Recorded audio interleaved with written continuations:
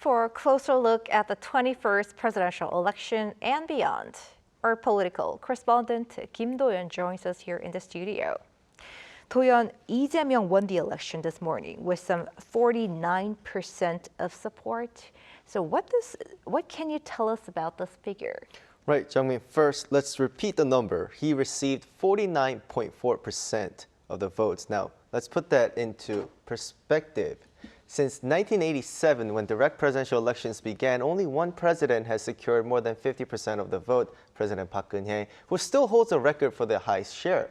Had he crossed that 50% mark, it would have added even more momentum to his policy agenda, as it's quite a rare achievement. But as you can see, he still has a second highest percentage. That's why some voices inside the Democratic Party are calling a sobering message from the public to remain humble despite the strong support throughout the campaign.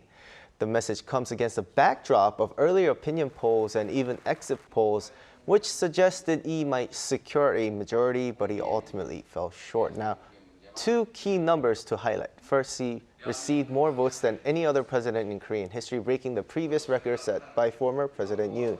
Lee secured 17.3 million votes. It was also the highest voter turnout since 1997. Another notable comparison is Lee's growth from the last presidential race. He received 47.83% in 2022, this time 49.4%, roughly a 1.5 percentage point increase in terms of actual votes. 1.1 million more people voted for Lee compared to 3 years ago, as the turnout was higher. Now, as our Lee Soo-jin mentioned in her report, the DP holds the majority in parliament. What does this mean for the new government? Right. So DP can now push through bills as it sees fit. For context, during the past 3 years, under Yoon Suk-yeol administration, including acting presidents, 40 bills were vetoed, as many were passed unilaterally by the DP-controlled legislature.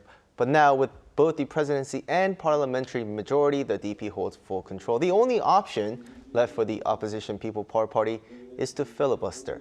Still, Lee has extended an olive branch, sitting down with leaders of all parties and promising cooperation earlier today. 자주 뵙기를 바라고 소통과 대화 또 일면 모든 걸 혼자 다 100% 취할 수 없기 때문에 양보할 건 양보하고 타협해서 가급적이면 모두가 함께 동의하는 그런 정책들로 우리 국민들이 더 나은 삶을 꾸리게 되기를 진심으로 소망합니다. Of course, this is just the beginning, and PPP interim leader Kim Do-yeon has urged the president to acknowledge proportional representation and work together.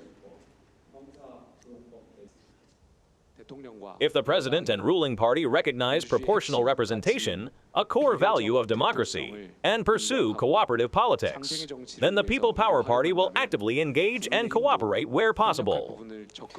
Another area to watch, the nomination of a new prime minister. Lee has named, as we heard, Kim Min-seok as his nominee. Under the previous administration, these confirmation hearings often became political flashpoints, with the opposition blocking or resisting cabinet picks. While ministers can be appointed even without opposition support, prime ministers require National Assembly approval. But now, with the DP's majority, even the prime minister nomination is expected to move smoothly, and ministerial confirmation hearings will likely be much shorter.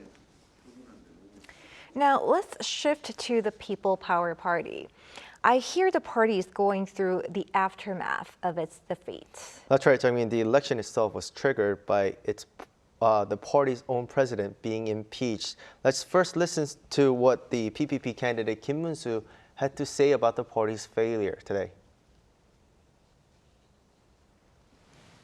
First and foremost, I believe our party lacks a fundamental understanding and commitment to the principles of democracy, the determination to uphold those principles.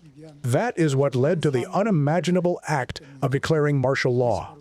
This was Kim's strongest criticism yet over the martial law declaration, the very issue at the heart of the party's need for so-called renewal to move forward. Broadly, the party remains divided between two factions, those who supported Yoon's impeachment and those who remain loyal to him. And with the election outcome, as Kim pointed out, the people have spoken. The martial law declaration was wrong. The party now faces the challenge of reshaping itself accordingly. Our political correspondent, Kim Do-yeon, thank you. Thank you.